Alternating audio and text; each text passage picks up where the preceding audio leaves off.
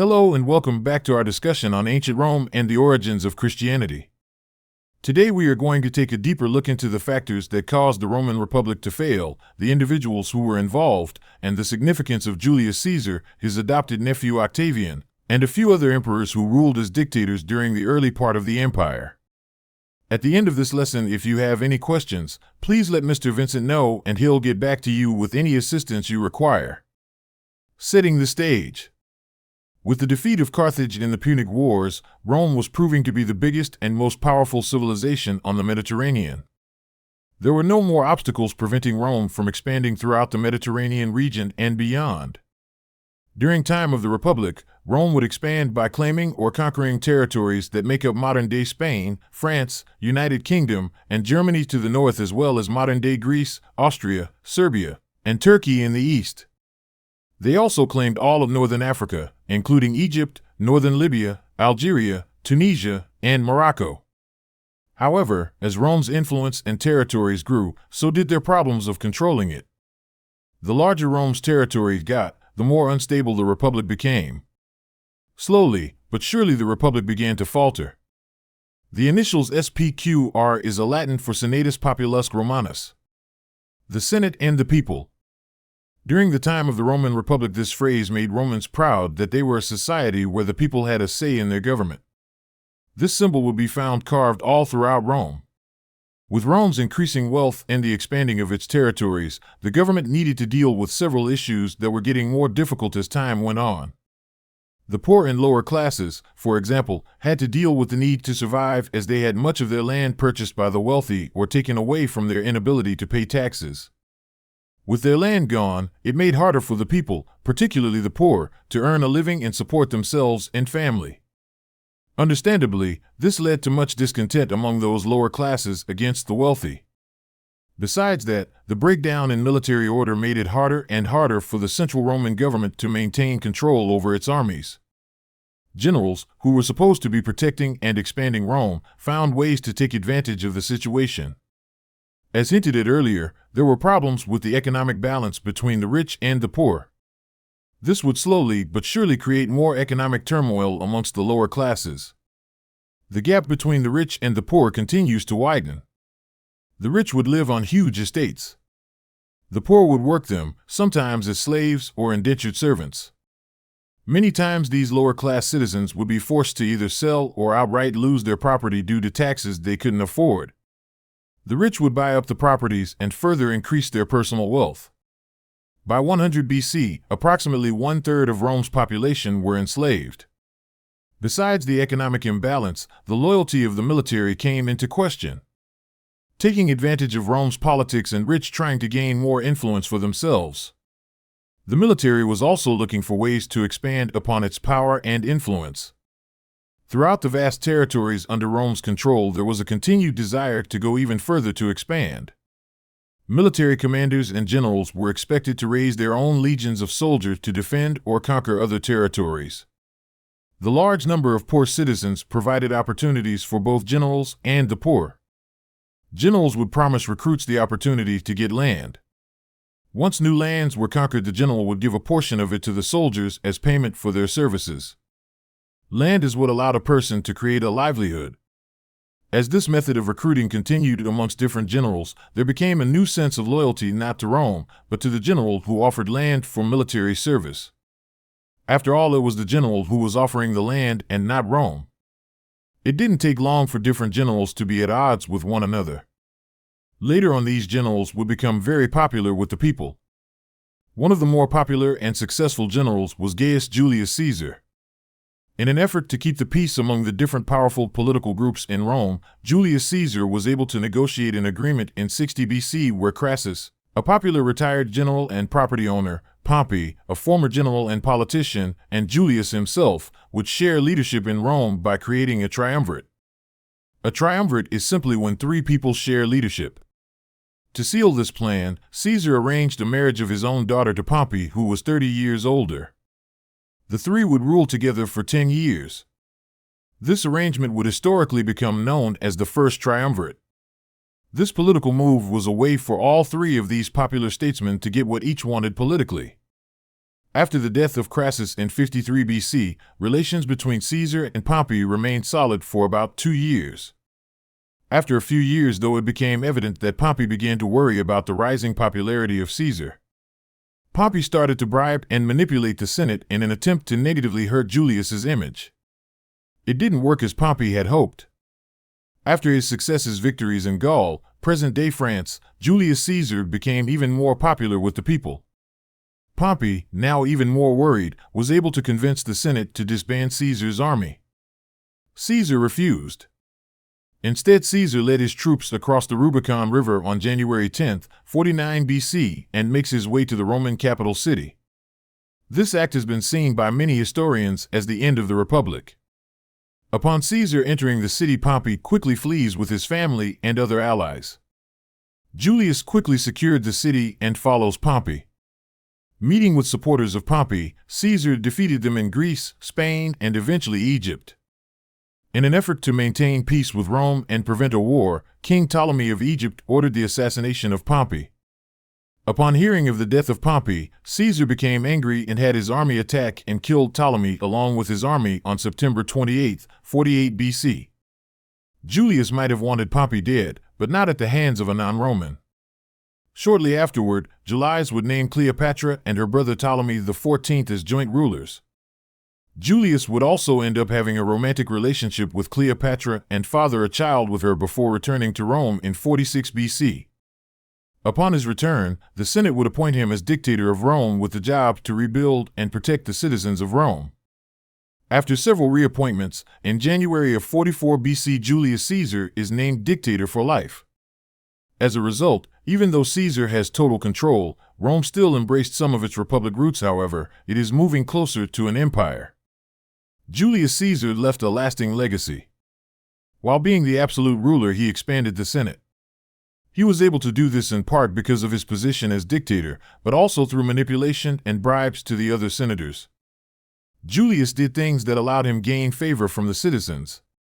He expanded the voting population by granting citizenship to the people in Roman provinces.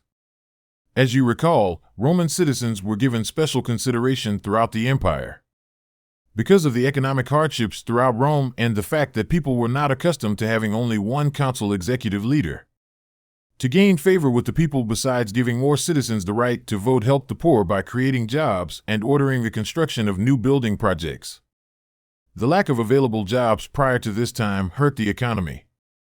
Since a large portion of the population didn't have jobs, they had no money to spend. Julius Caesar also ordered the building of several civic projects to help employ the people. Julius Caesar also increased the pay for soldiers. All these changes set him up to make him more popular with the people and would make it that much hard to get him removed.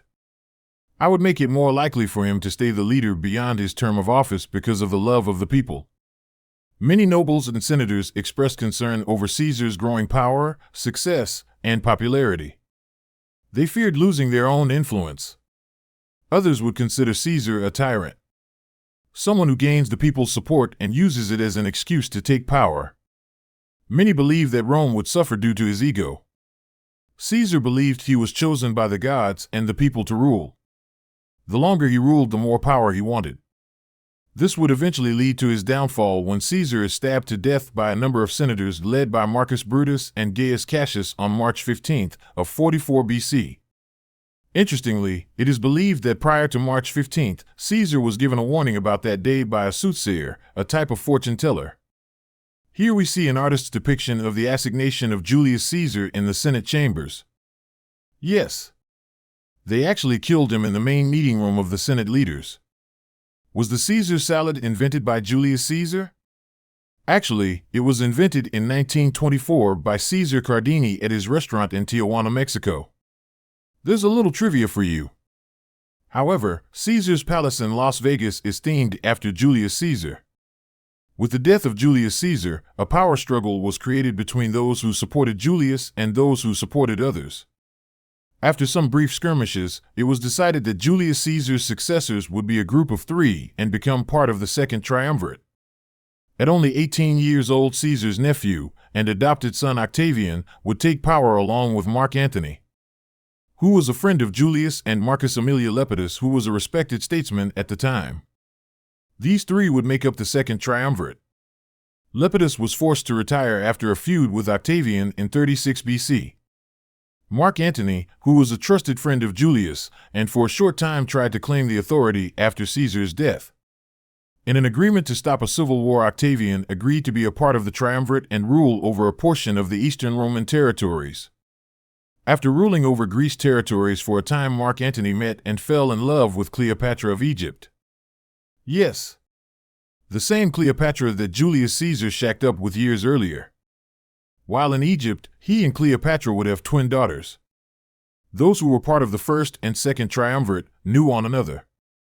They all were at some points military leaders who later became government statesmen. The problem was that Rome had different political parties, much like we have today. To keep the peace, though temporarily, these triumvirates represented the different political groups. By having all the various political groups having some authority in the government, everyone felt they had some say how the government would work. In the end, though, for both triumvirates, only one party lasted. Shortly after the forced retirement of Lepidus, Octavian accuses Antony of plotting to rule Rome from Egypt, which leads to another civil war. This was untrue. However, it was able to convince the people and the Senate to give Octavian their support of going after him with the goal of removing him from any power he had. By this time, Antony had been living in Egypt for a few years with Cleopatra. In 31 BC, Octavian's forces defeat Antony and Cleopatra's forces at a naval battle at Actium. Knowing that he would likely be captured, Antony commits suicide. Upon hearing of Antony's death, Cleopatra also commits suicide. Antony would have a servant of his kill him. Cleopatra either had asps, poisonous snakes, bite and kill her, or she drank poison. There are mixed reports of her death. Now, with both Lepidus and Mark Antony gone, Octavian becomes the sole leader of Rome and its territories. Upon his return to Rome, Octavian would take up the name Augustus, meaning Exalted One, in 21 BC. It is the Senate that would give him this new title. From that point, he is referred to as Caesar Augusta. He would rule from 27 BC to 14 AD. This transition from a pair of consul leaders to only one signifies that Rome has now become an empire with Caesar Augustus as its first emperor. His reign was a fairly successful one. He would end years of civil war skirmishes, reduce the size of the army, and relied upon his advisors to help him do a good job. He did not seem interested in dictatorial powers or gave the impression that he knew everything. To his credit, he relied upon his advisors for help. In the end, he would die on August 19th of 14 AD. With the changes made by Caesar Augustus, Rome will continue to be an empire. There would be several other emperors who would be considered good emperors based upon their contributions to Rome. One of these good emperors was Trajan, who ruled from 98 to 117 AD. While emperor, he was responsible for building a new larger forum that would become known as Trajan's Forum. He ordered the expansion of the Circus Maximus to make it capable for chariot racing. He was known as an effective administrator with a great reputation for being very efficient. He also expanded the Roman military. Trajan died August 9, 117 AD. Today, when people visit Rome, they can check out what's left of Trajan's Forum. Another of the better Roman emperors was Marcus Aurelius. He ruled from 161 AD to 180 AD. He was seen to be a gifted general, proven by the large amount of land he was able to conquer. He was also well educated and even wrote a book on his beliefs and philosophies. In March of 188 AD, he fell ill and died. Marcus Aurelius would be considered the last of the good Roman emperors and the end of the Pax Romana, time of Roman peace. Starting from the reign of Caesar Augustus and through Marcus Aurelius, Rome would be a vast and powerful empire. The peak of Rome's power was from about 27 BC through 180 AD. This period of time is known as the Pax Romana, or time of Roman peace. The population of the entire empire was somewhere between 60 to 80 million people, with about 1 million living within the city of Rome itself. Even though the empire was originally held together through efficient means of government started by Augusta, many terrible emperors would gradually chip away at the empire over the next 400 years. One of the things that made Rome work efficiently was the use of common coinage. This made trade easier now that everyone throughout the empire was using the same system of money. No longer did they have to exchange or convert money to local currency. Since all the money was the same throughout the vast empire, only one system was needed. Another policy enacted was the use of standardized roads.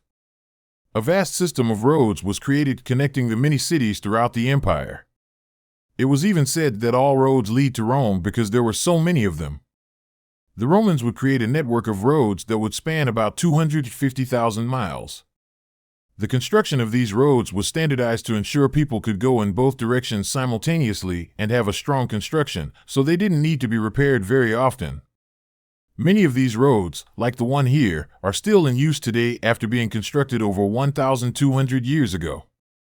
With all the advancements made, 90% of Rome's population were poor and slavery was very common. The Colosseum seen here was an amphitheater used to help distract the people from the struggles of everyday life. Since much of the city of Rome was poor, gladiatorial battles were popular for entertainment. Attending was free for everyone, however, there were special areas for the wealthy as well as for the emperor and his family. Despite the economic struggles of the lower classes, the rich continued to live extravagantly, usually on the backs of the poor. During the frequent competitions, spectators could expect to see spectacular displays of entertainment. Much of that entertainment took the form of combat reenactments, executions of slaves or captured enemy soldiers, and sometimes even naval battles, where they would flood the arena and bring in boats to have small naval reenactments. Sometimes the crowd would even see various animals from around the empire and pitted against people like tigers, bears, cheetahs, and others. Today you can visit the Colosseum in Rome or a version of it in Las Vegas seen here outside Caesar's Palace Hotel and Casino. The Las Vegas Coliseum, though it is indoors, is used mainly for concerts and the occasional boxing or wrestling match. Besides the expansion of Rome's territories and population, Rome would also become the birthplace of what would become the world's largest religion. In the eastern edges of the Roman Empire, people would be introduced to Jesus of Nazareth and the creation of Christianity, who would forever change the world.